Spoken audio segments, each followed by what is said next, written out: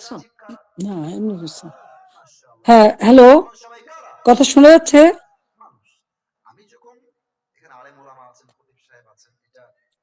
বিসমিল্লাহির রহমানির রহিম। আমি আমাদের ছাত্র সমাজের প্রতি আমি আমার শুভেচ্ছা জানাই, আর বিশেষ করে ছাত্রলীগের সকল নেতা কর্মী যারা যেখানে আছে দেশে বিদেশে, সকলকে আমি শুভেচ্ছা জানাচ্ছি। আসসালামু আলাইকুম এবং আদাব। সকলের জন্য আমার দোয়া আশীর্বাদ। বাংলাদেশ একটা ক্রান্তি লগ্নের মধ্য দিয়ে চলছে। বাংলাদেশকে নিয়ে যেন একটা ধ্বংসের খেলা শুরু হয়েছে,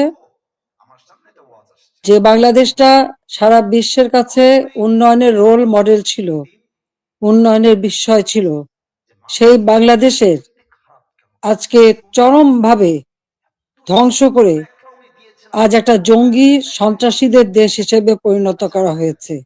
এটাই হলো সব থেকে দুর্ভাগ্যের বিষয়। আগস্ট মাস আমাদের শোকের মাস। সেই আগস্ট মাসেই আবার এদেশের মানুষের অধিকার কেড়ে নেওয়ার জন্য যে চক্রান্ত করা হয়েছে তার শিকার আজকে সমগ্র দেশ। এদেশের বাংলাদেশের কৃষক, শ্রমিক, ছাত্র জনতা, সরকারি ও অসরকারি কর্মকর্তা কর্মচারী থেকে শুরু করে কেউ রেহাই পাচ্ছে না, পুলিশ বাহিনী কেউ রেহাই পাচ্ছে না। এদের ধ্বংসের খেলা আর রক্তের খেলা আজকে বাংলাদেশকে ক্ষত বিক্ষত করে দিচ্ছে। তোমাদের মনে আছে 2018 সালে ছাত্রদের একটা কোটা আন্দোলন শুরু হয়।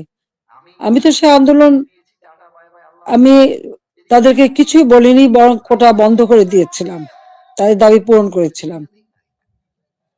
এরপরে মুক্তিযোদ্ধা একটা পরিবার একটা কোর্টে মামলা করে, তার একটা রায় হয়। সেই রায়ের যখন কোটা আবার চালু করে, আমরা সরকারের পক্ষ থেকেই রিট করে সেটা স্থগিত করে দিই। প্রকৃতপক্ষে আর কোটা আন্দোলন বা কোটা ইস্যুটাই ছিল না, কিন্তু এটা যে কোটা আন্দোলন ছিল না, এটা যে ছিল একটা ভিন্ন ষড়যন্ত্র, সেটা আমি বারবার বলেছি। এটা ছিল সেই একজন ক্ষমতার লোভী, তার মেটিকুলাস ডিজাইনের একটা অংশ। সে অংশ হিসেবে সে ছাত্র হত্যা করেছে, জনগণকে হত্যা করেছে, আওয়ামী লীগের নেতাকর্মী হত্যা করেছে, পুলিশ হত্যা, সাংবাদিক হত্যা, সাংস্কৃতিক কর্মী হত্যা, সারা দেশটাকে ক্ষত বিক্ষত করা, অর্থনীতিকে ধ্বংস করা।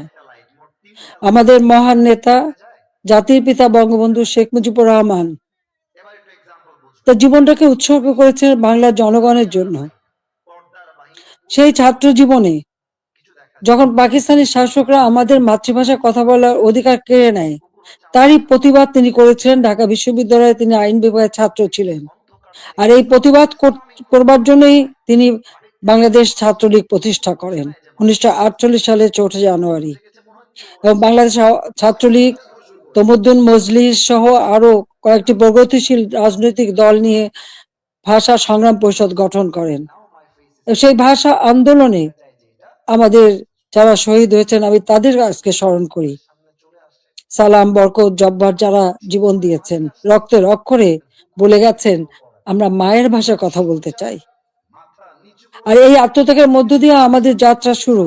ধাপে ধাপে জাতির পিতা বঙ্গবন্ধু শেখ মুজিব এই বাংলাদেশের জনগণকে স্বাধীনতার চেতনায় উদ্বুদ্ধ করেন, এবং তারই নেতৃত্বে আমরা পেয়েছি স্বাধীনতা, পেয়েছি মুক্তিযুদ্ধে বিজয়। আমি জাতির পিতা বঙ্গবন্ধু শেখ মুজিবুর রহমানের প্রতি শ্রদ্ধা জানাচ্ছি। শ্রদ্ধা জানাই জাতীয় চার নেতার প্রতি, 30 লক্ষ শহীদের প্রতি, 2 লক্ষ মা বোনের প্রতি। মুক্তিযোদ্ধাদের জানাই সশ্রদ্ধ সালাম। একটা যুদ্ধ বিধ্বস্ত দেশের দায়িত্বভার নিয়েছিলেন বঙ্গবন্ধু শেখ মুজিব। মাত্র 3 বছর 7 মাসের মধ্যে সে যুদ্ধের ভয়াবহতা কাটিয়ে ওঠেন। ধ্বংসস্তূপের উপর দাঁড়িয়ে যে যাত্রা শুরু করেছেন শূন্য হাতে, সেই বাংলাদেশকে তিনি মাত্র 3 বছর 7 মাসের মধ্যে একটা স্বল্পোন্নত সে উন্নীত করেন। সে সময় যখন বাংলাদেশের মানুষের শান্তি শৃঙ্খলা ফিরে আসে, মানুষ একটু সুন্দর জীবনের স্বপ্ন দেখতে শুরু করে, ঠিক তখন আসে আঘাত। ৭৫ 15ই আগস্ট। ওই ধানমন্ডি 32 নম্বর বাড়ি, যেখান থেকে জাতির পিতা স্বাধীনতার ঘোষণা দিয়েছিলেন, পাকিস্তানি হানাদার বাহিনী তাকে গ্রেপ্তার করে নিয়ে গেছিল এই ঘটনার পর। তখন এই বাড়িটা তারা লুটপাট করেছিল, কিন্তু আগুন দিয়ে পোড়ায়নি, ভাঙেনি। মুক্তিযুদ্ধে বিজয়ের পর জাতিপিতা ফিরে আসতে সক্ষম হন বাংলাদেশে। 10ই জানুয়ারি 1972 সালে তিনি প্রত্যাবর্তন করেন। এই বাড়িতে বসেই তিনি কিন্তু বাংলাদেশের এই বিধ্বস্ত বাংলাদেশকে গড়ে তোলেন। রাষ্ট্রপতি হিসেবে তিনি কিন্তু রাষ্ট্রপতি ভবনে থাকেননি, বা প্রধানমন্ত্রী হিসেবে প্রধানমন্ত্রী ভবনে থাকেননি। এই ছোট বাড়িটা, যে বাড়িটা আমার মা অনেক কষ্ট করে প্রতিটি ইট নিজের হাতে গেড়ে তিনি এই বাড়িটা গড়ে তুলেছিলেন। ওই বাড়িতেই 15ই আগস্ট আমার বাবা জাতির পিতা বঙ্গবন্ধু শেখ মুজিবকে হত্যা করা হয়। আমার মা বেগম ফজিলাতুন্নেসা মুজিবকে হত্যা করে। আমার 3 ভাই, সকলে আমার ছোট। মুক্তিযোদ্ধা ক্যাপ্টেন শেখ কামাল, মুক্তিযোদ্ধা লেফটেন্যান্ট শেখ জামাল এবং ছোট রাসেল, যার বয়স ছিল মাত্র 10 বছর। তাদেরকে কেউ নির্মমভাবে হত্যা করে। কামাল জামালের নবপরিণীতা বধূ সুলতানা এবং রোজি জামালকে হত্যা করে। আমার একমাত্র চাচা শেখ আবু নাসের, তিনিও মুক্তিযোদ্ধা, পঙ্গু ছিলেন। ঘাতকের নির্মম বুলেটের আঘাতে তিনিও জীবন হারান।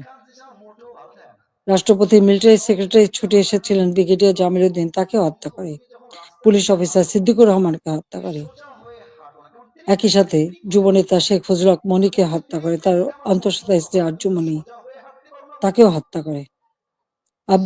আব্দুর রব সানিবাদ, যিনি স্বাধীনতার সংগঠক ছিলেন, তাকে হত্যা করে। তার 10 বছরের ছেলে আরিফ, 13 বছরের মেয়ে বেবি, 4 বছরের নাতি সুকান্ত সহ ওই পরিবারের সদস্যদের নির্মমভাবে হত্যা করে। 15ই আগস্টে যারা শাহাদাত বরণ করেছে, আমি তাদের আত্মার মাগফিরাত কামনা করি।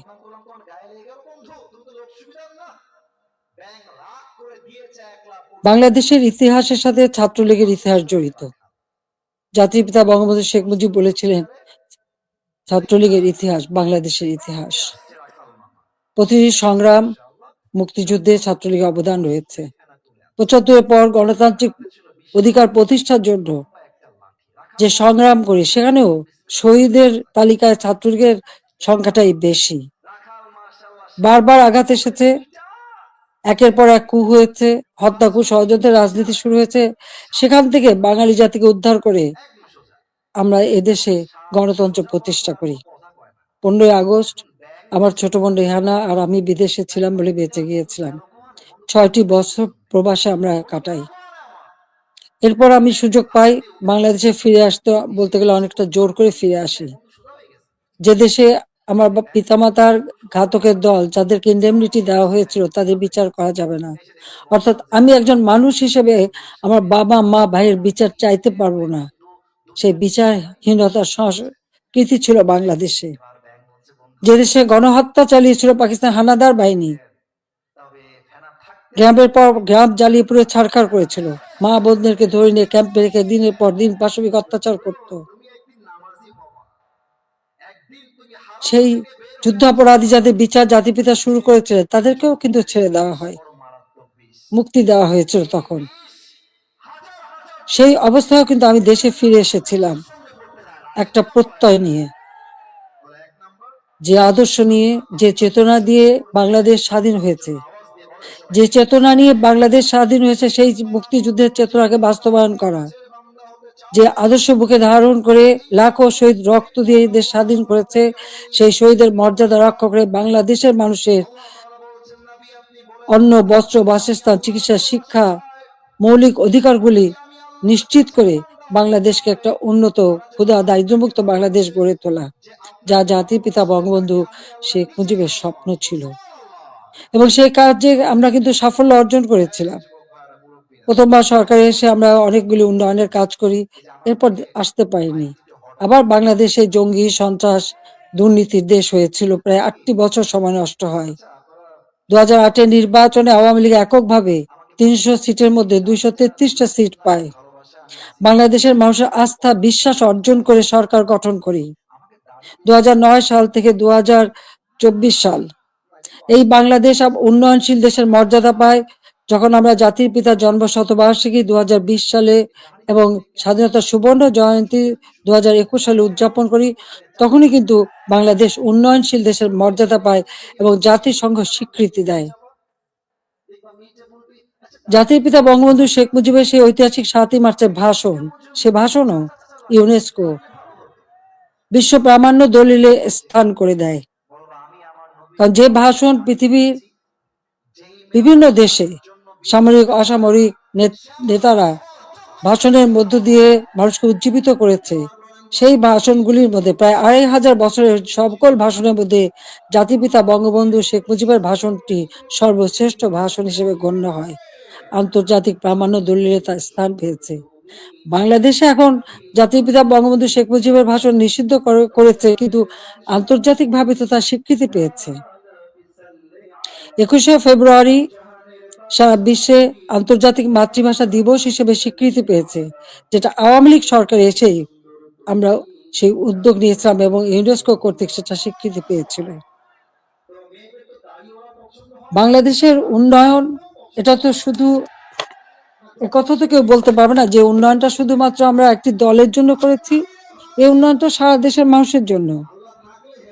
আমরা দেশের ছেলে মেয়েদের, আমাদের ভবিষ্যৎ প্রজন্ম, তরুণ সমাজ, যারা এই দেশের একদিন কর্ণধার হবে, তাদের জন্য মানসম্মত শিক্ষার পরিবেশ আমরা তৈরি করেছিলাম, যেখানে ছিল অনবরত সেশন জট।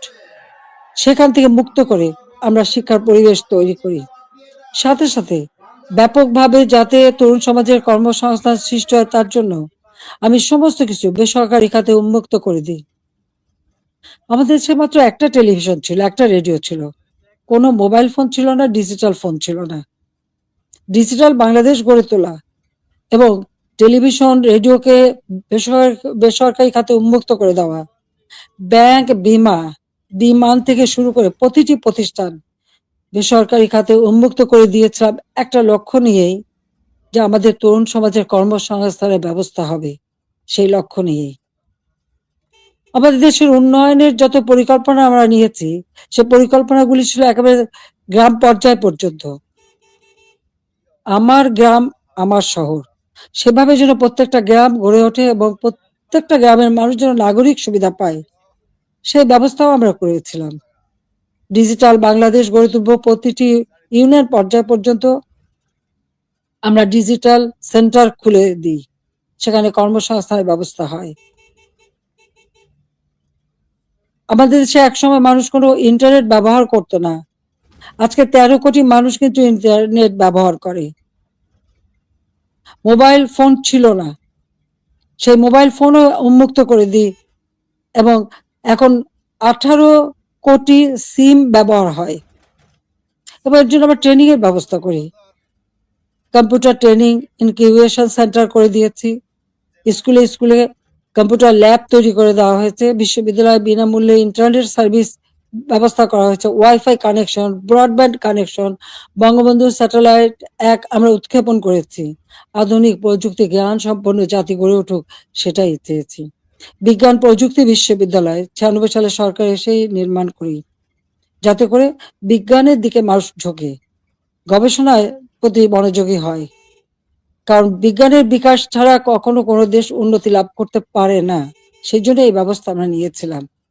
এরপরে টেক্সটাইল বিশ্ববিদ্যালয়, ফ্যাশন ডিজাইন বিশ্ববিদ্যালয়, ডিজিটাল বিশ্ববিদ্যালয়, ইসলামিক আরবি বিশ্ববিদ্যালয়, এভিয়েশন এবং এয়ারোস্পেস বিশ্ববিদ্যালয় থেকে শুরু করে কৃষি বিশ্ববিদ্যালয়, বহুমুখী বিশ্ববিদ্যালয় আমরা করে দিয়েছি, মেডিকেল বিশ্ববিদ্যালয়, সবগুলি কিন্তু আওয়ামী লীগের করা, আওয়ামী লীগের হাতে গড়া।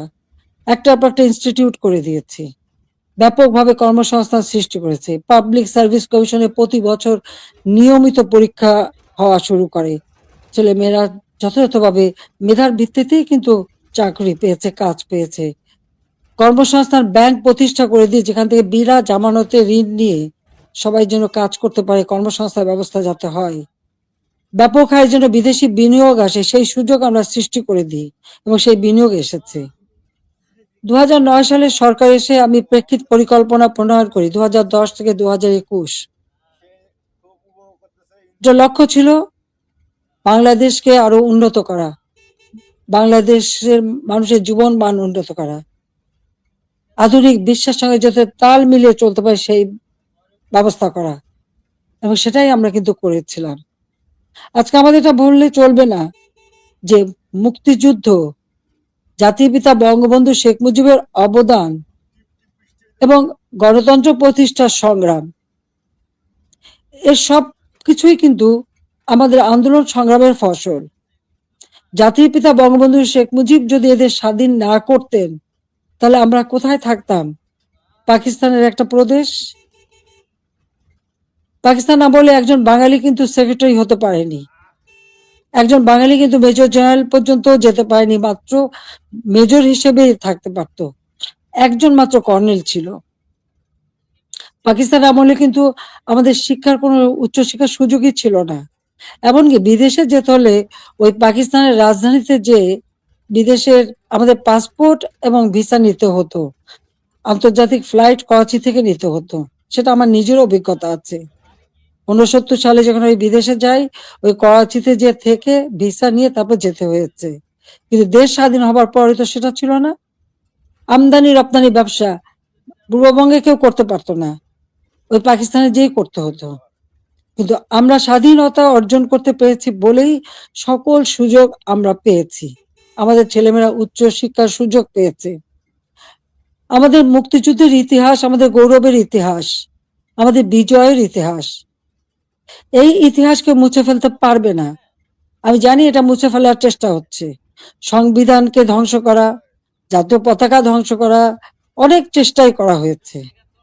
কিন্তু লাখো শহীদের রক্তের বিনিময়ে যে পতাকা পেয়েছি, যে সংবিধান পেয়েছি, যে স্বাধীনতা পেয়েছি, তা ওই কয়েকজন বুলডোজার দিয়ে ভেঙে গুড়িয়ে দেবে এ শক্তি তাদের হয়নি এখনো।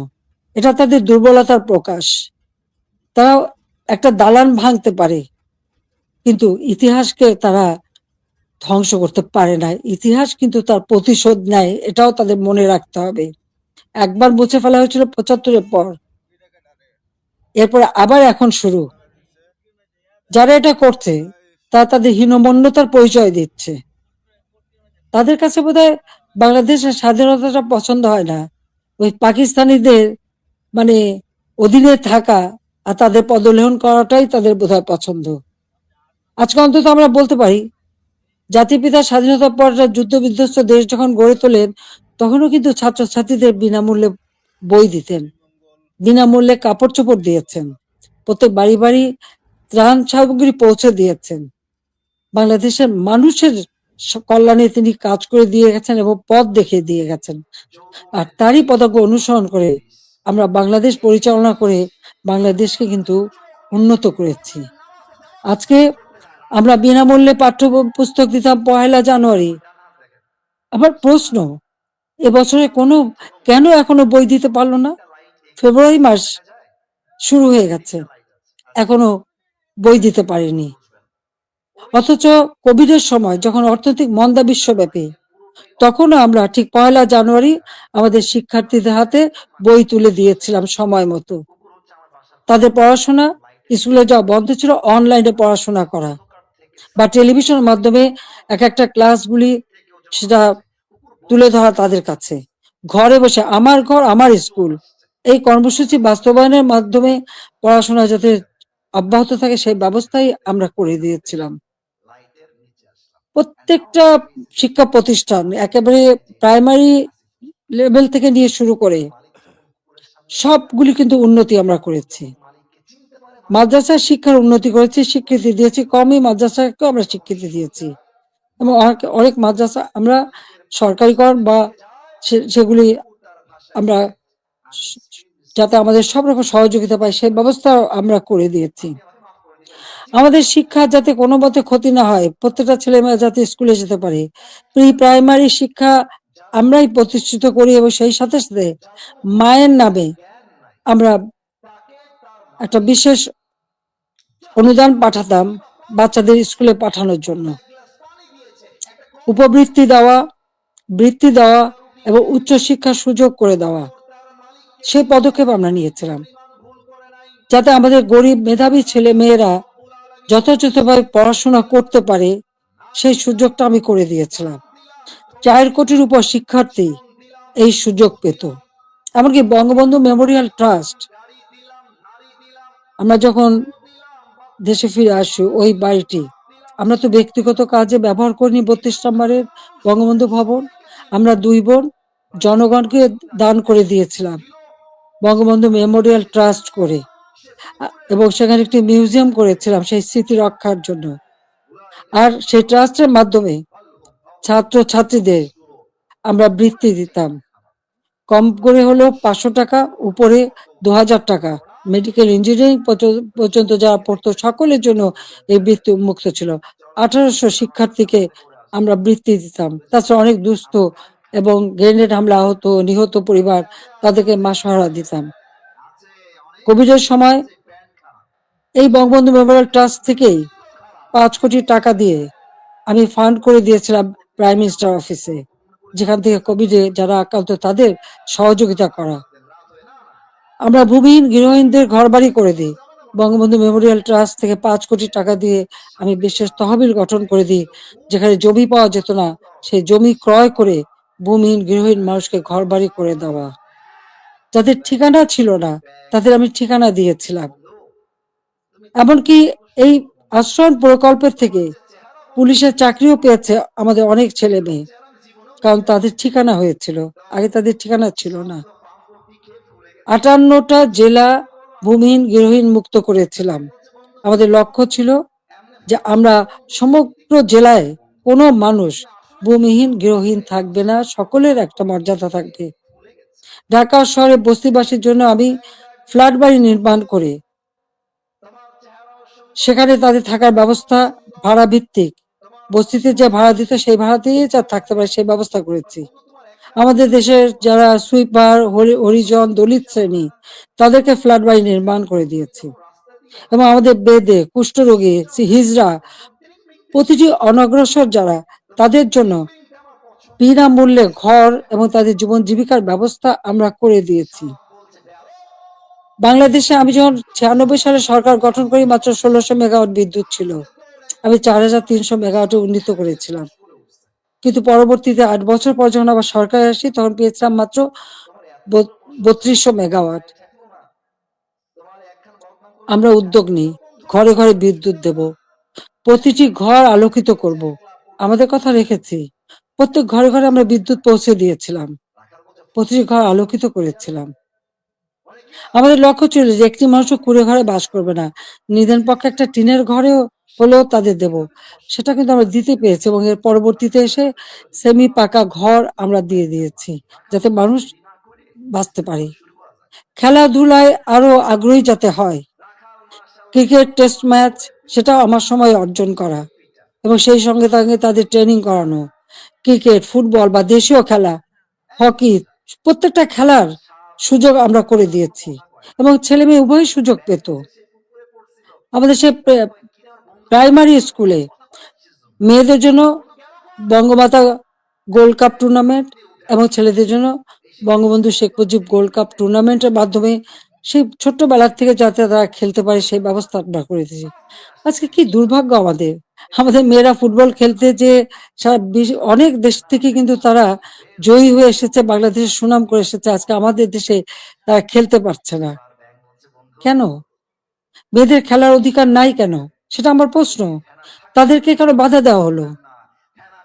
যারাই বাধা দেন তারা কি ভুলে যান আমাদের নবী করিম সাল্লাল্লাহু আলাইহি ওয়াসাল্লাম যখন ইসলাম ধর্ম প্রচার করেন, তখন কে প্রথম ইসলাম ধর্ম গ্রহণ করেছিল? ইসলাম ধর্ম গ্রহণ করেছিল একজন নারী, তিনি বিবি খাদিজা। তিনি প্রথম ইসলাম ধর্ম গ্রহণ করেন। সে কথাটা তাদের ভুললে চলবে না।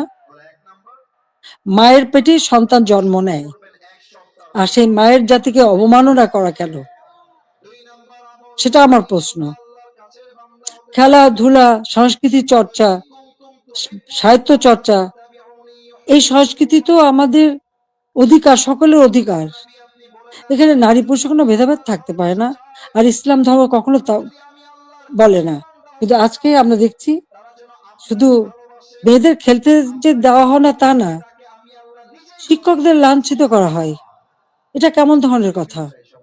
শিক্ষক আমাদের গুরুজন, তাদের প্রতি আমাদের সম্মান দেখাতে হবে। আর সেই সম্মান যে আমরা দেখাই সেটা তো আপনারা জানেন।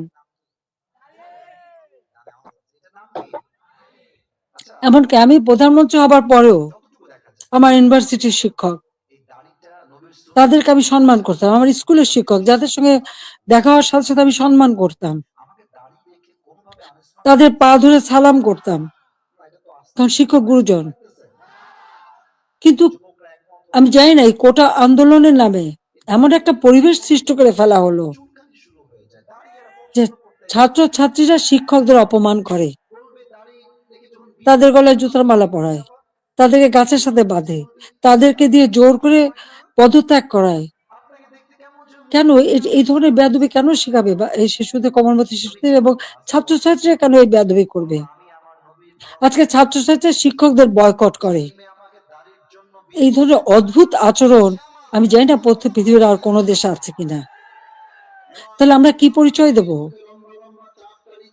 যে দেশের মানুষ ৭১ সালে মুক্তিযুদ্ধে বিজয় অর্জন করে বিজয়ী জাতি হিসেবে সারা বিশ্বে সম্মান পেয়েছে, আজকে সেই দেশের মানুষ কাছে কোথায় কোথায় সেই সম্মান? যে দেশটাকে আমি জাতির পিতা বঙ্গবন্ধু শেখ মুজিবের আদর্শ বুকে নিয়ে, যে বাংলাদেশকে আমরা উন্নয়নশীল দেশের মর্যাদা এনে দিয়েছিলাম, আমাদের অর্থনীতি আন্তর্জাতিকভাবে ৩৫তম অর্থনীতির দেশ হিসেবে স্বীকৃতি পেয়েছে, দারিদ্রের হার ৪১ ভাগ থেকে আমি ১৮.৭ ভাগে নামিয়ে এনেছিলাম, হতদরিদ্র ২৫ ভাগ থেকে আমি ৫.৬ ভাগে নামিয়ে এনেছিলাম, আমাদের সাক্ষরতার হার ৪৫ ভাগ থেকে ৭৮.৮ ভাগে উন্নীত করেছিলাম, এবং আমাদের দেশের ছেলেমেয়েরা দেশে বিদেশের জন্য যে পড়াশোনা করতে পারে, প্রধানমন্ত্রীর দপ্তরে আমি আলাদা শিক্ষা সহায়তা ট্রাস্ট ফান্ড করে দরিদ্র মেধাবী ছাত্রদেরকে আমি বৃত্তি দিতাম, যাতে তারা আরো উচ্চ শিক্ষা নিতে পারে, পিএইচডি করতে পারে বা অন্য যে কোনো উন্নত মানের শিক্ষা দেশে বিদেশে করতে পারে, সেইভাবে তাদের বৃত্তি দেওয়া শুরু করেছিলাম। কেন করেছিলাম? আমাদের তরুণ প্রজন্মের ভবিষ্যতের জন্য। কারণ যারা এদেশ একদিন দায়িত্ব নেবে, তারা যেন সুষ্ঠুভাবে দেশকে এগিয়ে নিয়ে যেতে পারে, সেই লক্ষ্য নিয়েই তো আজকে আমি দেখি শিক্ষার অধিকার থেকে বঞ্চিত করা হচ্ছে। বিভিন্ন বিশ্ববিদ্যালয় থেকে ছাত্রদের বের করে দেওয়া হচ্ছে, তাদের সার্টিফিকেট বাতিল করা হচ্ছে, তাদের শিক্ষাবর্ষ কেড়ে নেওয়া হচ্ছে। কি অপরাধ তাদের? আমরা যখন বৃত্তি দিয়েছি, আমরা যখন মানুষকে সহযোগিতা করেছি, আমরা তো কোনো দল দেখিনি। দল মত নির্বিশেষে মেধাবী যারা, তারাই চাকরি পেয়েছে, তারাই সুযোগ পেয়েছে, তাদের জন্য আমি করেছি। আমি প্রধানমন্ত্রী হিসেবে মানুষকে মানুষ হিসেবেই দেখেছি। হ্যাঁ, একটা দেশে মাল্টি পার্টি সিস্টেম থাকে, বহুদলীয় গণতন্ত্র, সেখানে সকলের মতের ভিন্নতা থাকতে পারে, কিন্তু তার মানে এই না যে সকলের অধিকার থেকে কেড়ে নিতে হবে। ছাত্রদের শিক্ষার অধিকার, এটা ছাত্রদের অধিকার, দল মত নির্বিশেষে সকলের অধিকার। সেই অধিকার থেকে কাউকে বঞ্চিত করা, এর থেকে অন্যায় আর কিছু হতে পারে না। কিন্তু দুর্ভাগ্যের বিষয় যে আমরা দেখি সেই বৈষম্যহীন আন্দোলনের মাধ্যমেই আজকে বৈষম্য সৃষ্টি করা হচ্ছে, ছাত্রদের শিক্ষার অধিকার থেকে বঞ্চিত করা হচ্ছে, শিক্ষকদের অপমান করা হচ্ছে, শিক্ষা প্রতিষ্ঠানগুলির পরিবেশ নষ্ট করা হচ্ছে। কেন এই অবস্থা থাকবে? বাংলাদেশে 2024 সালে যে ঘটনা ঘটলো, সেখানে পুলিশদের পিটিয়ে পিটিয়ে হত্যা করা, একটা অন্তঃসত্ত্বা নারী পুলিশ যে বারবার বলছে, ভাই আমাকে মারবেন না, আমার পেটে বাচ্চা। মানুষ এত অমানুষ হয় কিভাবে যে তাকে পিটিয়ে পিটিয়ে হত্যা করা হলো? আগুন দিয়ে পুলিশ ফাঁড়িতে জ্বালিয়ে দেওয়া এবং সেখানে আগুন দিয়ে পুড়িয়ে ফেলা, মানুষকে মেরে পা বেঁধে ঝুলিয়ে রাখা, ঠিক কসাইখানায় পশু জবাই দিয়ে যেমন পা বেঁধে ঝুলিয়ে রাখে, সেইভাবে তাদের ঝুলিয়ে রাখা, যারা এমনকি তাদেরকে এমন ভাবে অপমান করা, কাপড় খুলে নিয়ে তাদেরকে এক একজনকে কিভাবে বেজ্জতি করা। যারা এইসব ঘটনা ঘটে তাদের মধ্যে কি এতটুকু মানবিকতা নেই, এতটুকু শালীনতা বোধ নেই? কি করে একটা মানুষ এভাবে মানুষকে অত্যাচার করতে পারে? আমরা তো 15 বছর 7 মাস তো ক্ষমতায় ছিলাম, এইভাবে তো আমরা কাউকে অপমান করিনি বা এভাবে দলীয়করণ আমরা করিনি। ব্যবসা বাণিজ্য আজকে কেউ করতে পারছে না। ব্যবসায়ীদের উপর অনবরত আক্রমণ, গ্রেপ্তার, কলকারখানা বন্ধ, হাজার হাজার শ্রমিক বেকার হয়ে যাচ্ছে। আজকে কৃষক চাষ করতে পারছে না, সার নেই, বিদ্যুৎ নেই, সেচ দিতে পারে না। এই অবস্থা তো বাংলাদেশে ছিল না। আমি তো এই অবস্থা রেখে আসিনি। বাংলাদেশে মানুষের খাদ্য নিরাপত্তা নিশ্চিত করেছি। উত্তরবঙ্গে মঙ্গা লেগেই থাকতো, সেখানে মঙ্গা দূর করেছি। যারা একবেলা খাবার পেত না, অন্তত 3 বেলা তারা খাবার পেত। বিদেশ থেকে পুরনো কাপড় এনে পরানো হতো। কই, আওয়ামী লীগ সরকার আসার পর তো বিদেশ থেকে পুরনো কাপড় এনে পরানো লাগেনি। অন্ন, বস্ত্র, বাসস্থান, চিকিৎসা, শিক্ষা সব ব্যবস্থাই তো করেছিলাম। কমিউনিটি ক্লিনিকের মাধ্যমে 30 প্রকার ঔষধ বিনামূল্যে দেওয়া হতো। আন্তর্জাতিক মানের চিকিৎসা সেবা দেওয়ার জন্য আন্তর্জাতিক মানের হাসপাতাল তৈরি করেছি। বেসরকারি খাতে উন্মুক্ত করে দিয়েছি। প্রায় 44,000-এর মতো নার্স নিয়োগ দিয়েছি, 22,000 ডাক্তার নিয়োগ দিয়েছি। মানুষের সেবা মানুষ যাতে পায় সেই ব্যবস্থাই আমরা নিয়েছি। কিন্তু আজকে যেন সব বৃথা হয়ে গেল। অপরাধটা কি আমার? আমি সেটা জানতে চাই। যারা আমাকে স্বৈরাচার বলেন, গণহত্যা বলেন, আজকে আমার জিজ্ঞাসা, আজকে যে বাংলাদেশের যে অবস্থা চলছে, এই যে পুলিশ হত্যা, আওয়ামী লীগের প্রায় 400 মতো নেতাকর্মীকে নির্মমভাবে হত্যা করা হয়েছে। হাত কেটে, পা কেটে, গলা কেটে হত্যা করা। ছাত্র, যুবক, মহিলা কেউ তো ছাড়া পাচ্ছে না। ছেলেকে পায় না বলে মাকে গ্রেপ্তার করা, মাকে গাছের সাথে বেঁধে অপমান করা, জায়নামাজের উপরে কুপিয়ে মারা অথবা আগুন দিয়ে পুড়িয়ে ফেলা। এ কি বর্বরতা? এ কোন ধরনের বর্বরতা? এরা কারা? এরা কি গণহত্যাকারী না? এরা কি স্বেচ্ছাচারী না? একজন যাকে সব থেকে বেশি সহযোগিতা আমি করেছিলাম, গ্রামীণ ব্যাংকের ম্যানেজারের পদ, 6,000 টাকা বেতনের চাকরি 90 সালে পেয়েছিলেন। আমি 96-তে সরকার আসার পরে এই গ্রামীণ ব্যাংকে 400 কোটি টাকা দিয়ে এই গ্রামীণ ব্যাংকটাকে আমি দাঁড় করিয়ে দিই। শুধু তাই না, গ্রামীণ ফোনের ব্যবসাটাও ওই ডক্টর ইউনূসকে দিয়েছিলাম। আমার কাছে বারবার ধর্ণা দিয়েছিল, বলেছিল ওখান থেকে যে লাভ হবে সেই লাভের অংশ যাবে গ্রামীণ ব্যাংকে। তা কিন্তু যায়নি, বরং এগুলি বেচেই খেয়েছে, মানি লন্ডারিং করেছে, দুর্নীতি করেছে এবং তার ক্ষমতার লোভ আজকে বাংলাদেশকে ধ্বংসের দিকে নিয়ে এসেছে। একটি মানুষের ক্ষমতার লোভ বাংলাদেশকে জ্বালিয়ে পুড়ে ছারখার করে দিচ্ছে। তার মধ্যে কি এতটুকু মনুষ্যত্ব বোধ নেই, কৃতজ্ঞতা বোধ নেই? যে তার উপকার করে তার উপরেই, তার মাথায় আঘাতটা করতে হবে কেন? ক্ষুদ্র ঋণ আন্তর্জাতিকভাবে স্বীকৃত ছিল না। এই ডক্টর ইউনূসেরই অনুরোধে আমি নিজে তার সম্মেলনে উপস্থিত হই, যেখানে ফ্রান্স, স্পেনের রানী কুইন সোফিয়া এবং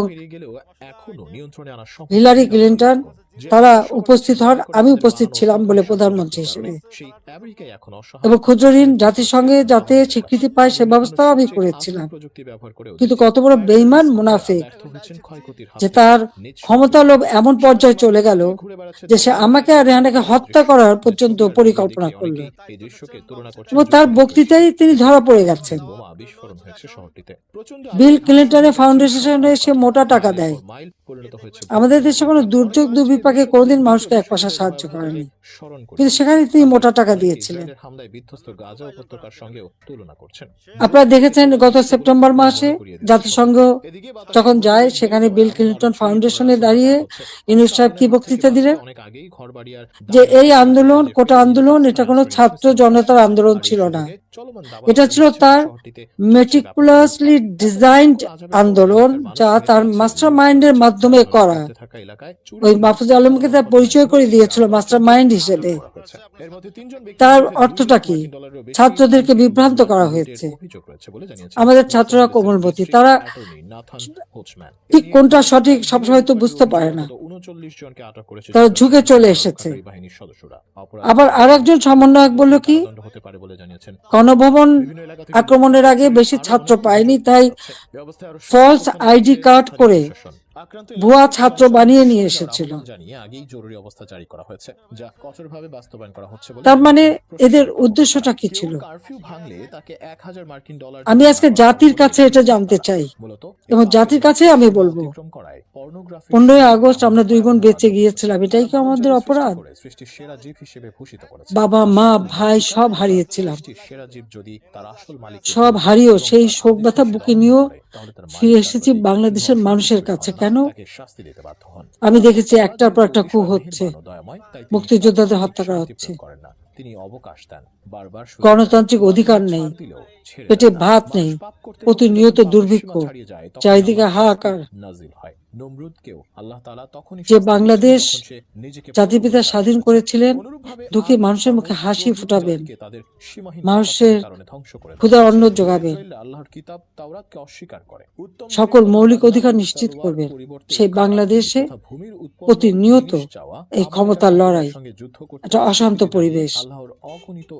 বাংলাদেশের মানুষের আর্থসামাজিক উন্নয়ন করবার জন্যই আমি এসেছিলাম, এবং আমি তা করেছি। কই, আমরা নিজের জন্য তো কিছু করিনি। আমাদের ছেলে মেয়ে, 5টা ছেলে মেয়ে, রানার আমার, তারা চাকরি করেছে, পড়েছে, লেখাপড়া শিখেছে, অক্সফোর্ড, হার্ভার্ড, LSE অথবা লন্ডন স্কুল, বিভিন্ন জায়গা থেকে তারা ডিগ্রি পেয়েছে, তারা নিজেদের যোগ্যতায় ডিগ্রি নিয়েছে। তাদের জন্য তো আমি কিছু করিনি। তারা নিজের লেখাপড়া শিখে নিজের পায়ে দাঁড়িয়েছে। আমি তাদের একটা কথাই আমরা 2 বোন বলেছি আমাদের ছেলে মেয়েদেরকে, যে তোমাদের জন্য কোনো সম্পদ রেখে যেতে পারবো না, তোমাদের শিক্ষাটাই হবে তোমাদের একমাত্র সম্পদ। তবে তারা তাই করেছে, সেইভাবেই তারা লেখাপড়া শিখে সেইভাবেই জীবনযাপন করে। আমি তো আমার নিজের জন্য কিছু করতে যাইনি। একমাত্র 32 নম্বর বাড়িটা, সেটাও তো আমি জনগণকে দান করে দিয়েছি আমরা 2 বোন। হ্যাঁ, জাতির পিতা পরিবারের নিরাপত্তা দেওয়ার জন্য একটা আইন করা হয়েছিল, সেই সূত্রে একটা বাড়ি রেহানাকে থাকতে দেওয়া হয়েছিল। আর আমার স্বামী, তিনিও চাকরিজীবী নিউক্লিয়ার সায়েন্টিস্ট ছিলেন, তার একটা বাড়ি 5 নম্বরে, যেটা জয়পুতুলের। আজকে সেই বাড়িও পুড়িয়ে দেওয়া হয়েছে, রেহানার বাড়িও লুট করা হয়েছে। আর গণভবন তো সরকারি, সেটা ভাঙা চোরা লুটপাট 2 হাতে লুট করা হয়েছে। এমনকি ডক্টর ইউনূস নিজেই ওখানে চলে গেছেন,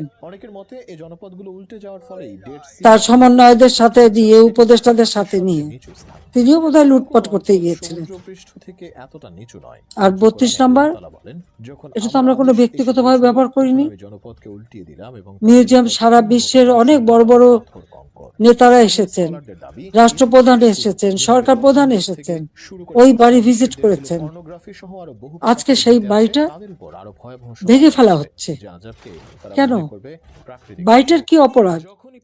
ওই বাড়িটাকে কেন এত ভয়? আমি দেশের মানুষের কাছে আজকে বিচার চাই, আমি দেশের জনগণের কাছে বিচার চাই। বলুন আপনারা, আমি কি আপনাদের জন্য কিছু করিনি? আমি কি আপনাদের অন্ন বস্ত্র বাসস্থান চিকিৎসার ব্যবস্থা করে দেইনি? আপনাদের ঘরে আলো জ্বালিনি? আপনাদের ছেলে মেয়ে লেখাপড়া শিক্ষার ব্যবস্থা করিনি? রাস্তাঘাট, পুল, ব্রিজ করে আপনাদের যোগাযোগের ব্যবস্থা, কর্মসংস্থানের ব্যবস্থা করে দেয়নি? তাহলে কেন এই অপমান? কেন এই বাড়িটা ভাঙা হবে? এই বাড়ি থেকে তো স্বাধীনতার ঘোষণা দিয়েছিলেন জাতির পিতা, আর স্বাধীন দেশ হয়েছিল বলেই তো আজকে বাংলাদেশ এত উন্নত হয়েছে। তাহলে এই বাড়ি কারা ভাঙে? আমি আপনাদের কাছে, দেশের জনগণের কাছে বিচার চাই। আমি ছাত্র সমাজের কাছেও এটা বলবো যে যারা বিভ্রান্ত করে তোমাদেরকে বিভ্রান্তির পথে নিয়ে গিয়েছিল, ওই সাধারণ ছাত্রছাত্রীদের প্রতি তো আমাদের কোনো রাগও নেই, কোনো অভিযোগও নেই, কারণ আমি জানি তোমাদের এই বয়সটাই এরকম। কিন্তু সকলে তো এর মধ্যে ঢুকেনি। তো যারা আজকে এই ধরনের ধ্বংস করছে, যারা মানুষ হত্যা করেছে, তারা তো খুনি হিসেবে চিহ্নিত হবে। এখানে সাধারণ ছাত্রছাত্রীদের কোনো দায়বদ্ধতা নেই। কাজে আমি মনে করি যে এর থেকে সাধারণ ছাত্রছাত্রীদের দূরে থাকা ভালো।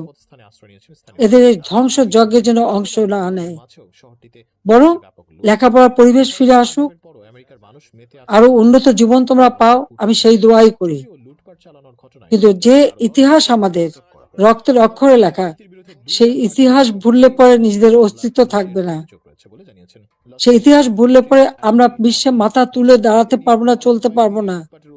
15ই আগস্টের পরে আমরা পারতাম না। খুনের জাতি হিসেবে পরিচিত ছিল এই দেশ, ভিক্ষার জাতি হিসেবে পরিচিত ছিল, প্রাকৃতিক দুর্যোগের দেশ হিসেবে পরিচিত ছিল। আমি সেখান থেকে বাংলাদেশকে উন্নত করে উন্নয়নের রোল মডেল হিসেবে সারা বিশ্বে বাংলাদেশের সম্মান নিয়ে এসেছিলাম। সারা বিশ্ব বাংলাদেশের উন্নয়নকে বিস্ময় বলে পরিচয় করত, তারা বিস্ময় বলে স্বীকার করত। কিন্তু 2024 সালের এই আগস্ট মাস থেকে আজকে বাংলাদেশ আবার সেই ধ্বংসের দেশ। আমার একটা প্রশ্ন, জুলাইয়ের 15 তারিখ থেকে যত রকমের হত্যাকাণ্ড, পুলিশ হত্যা, আওয়ামী লীগ নেতাকর্মী হত্যা, ছাত্র হত্যা, শিশু হত্যা, যত হত্যা হয়েছে, কেন ইন্ডেমনিটি দেওয়া হলো? অপরাধ করলে অপরাধীদের শাস্তি পেতে হবে।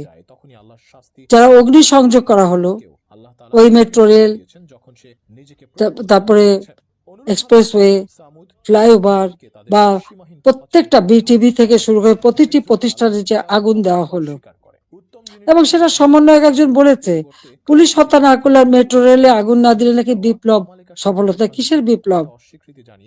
এই হত্যাযজ্ঞ ধ্বংসলীলাই কি বিপ্লব? বিপ্লবের অর্থ বোঝে? তারা নিজেরাই স্বীকার করছে, আর সেখানে তাদেরকে ইন্ডেমনিটি দেওয়া হয়েছে। অপরাধ যারা করে তারাই দায় মুক্তি পায়, আর অপরাধী তাদের বিচার কিন্তু একদিন না একদিন হবেই। এটা সকলে মনে রাখতে হবে। তো আমি আজকে এখানে ছাত্র সমাজ আছে, আমি সবাইকে বলবো অন্তত মনোযোগী হওয়া পড়াশোনায়, নিজের পায়ে দাঁড়াও, নিজের পিতা মাতাকে সম্মান করো, শিক্ষকদের সম্মান করো, নিজের শিক্ষা প্রতিষ্ঠান, এই প্রতিষ্ঠান কোনো জঙ্গিদের হাতে তুলে দিও না।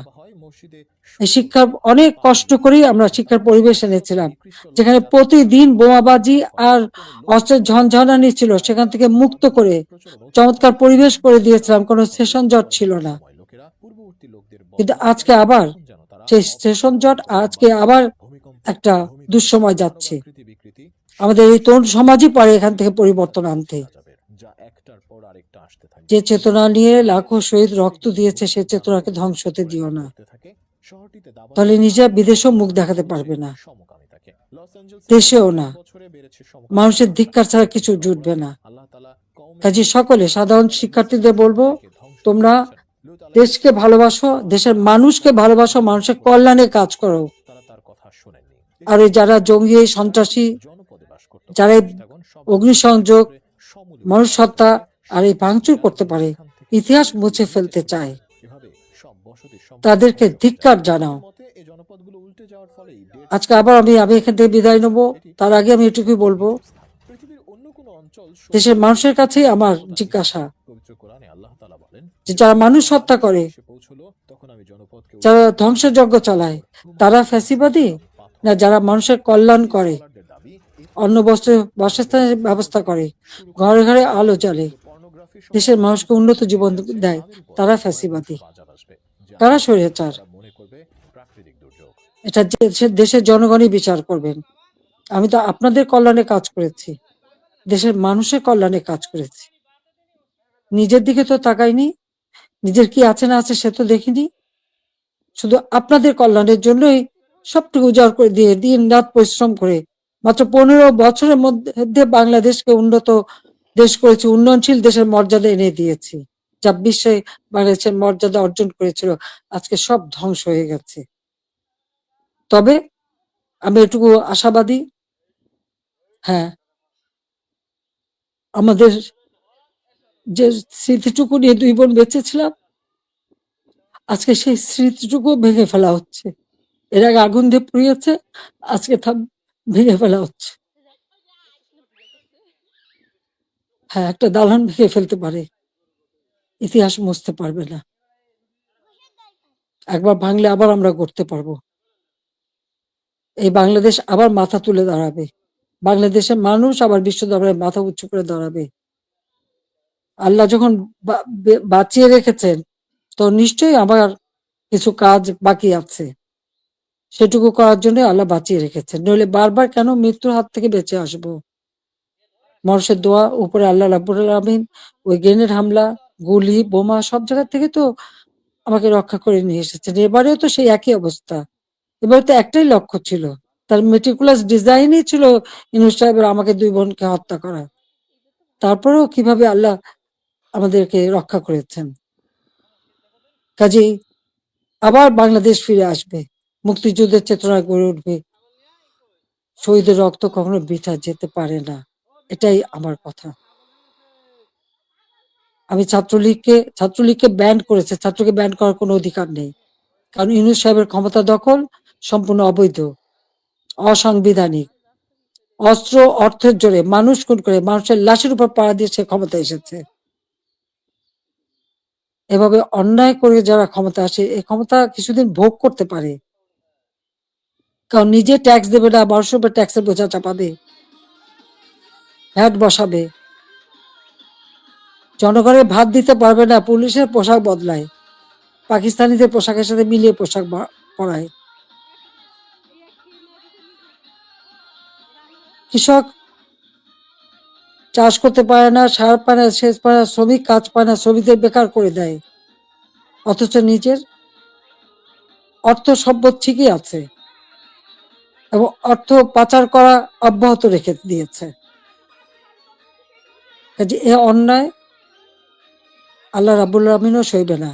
এবং বাংলাদেশের মানুষকেও বলবো, আপনারাও এই অন্যায়ের প্রতিবাদ করবেন, প্রতিরোধ গড়ে তুলবেন, বাংলাদেশকে এভাবে ধ্বংস হতে দেবেন না।